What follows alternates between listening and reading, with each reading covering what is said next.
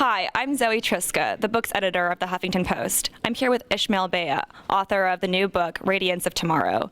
Hi, how are you doing today? I'm doing very well, thank you. What's the inspiration for your new book?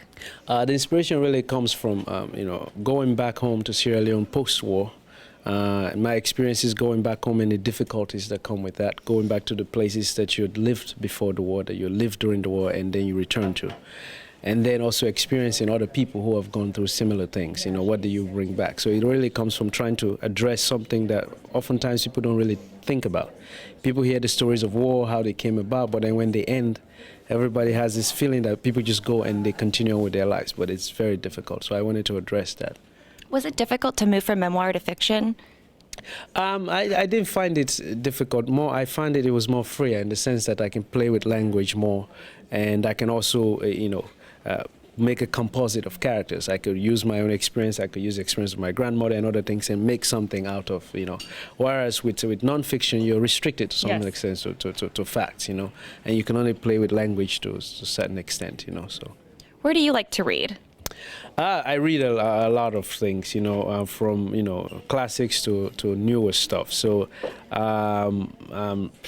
mostly I like reading fiction, non-fiction, and I like reading fiction. But usually I select my books based on the Booker Prize, So if somebody shortlisted or won the Booker Prize, it's always bound to be something really good. So that's how I sometimes read. And where do you like to read?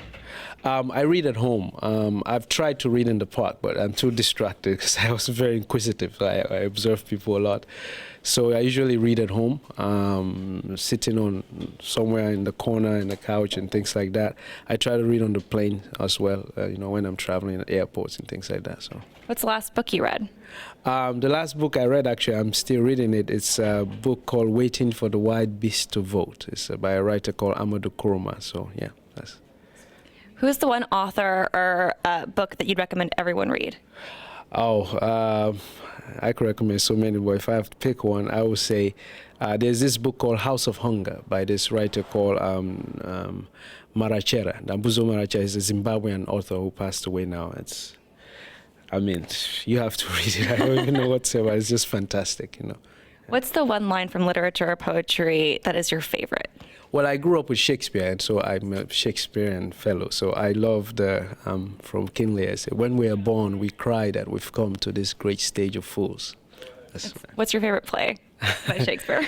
Well, if I'm feeling very masculine, I'll go for the Julius Caesars and the Macbeth. If I'm feeling other things, I go for, like the Midsummer Night's Dream and things like that. But I would say definitely Macbeth. Oh, Macbeth. Have you seen the Alan Cummings Macbeth adaptation in New York? I have, yes. Is it amazing? It's absolutely fantastic.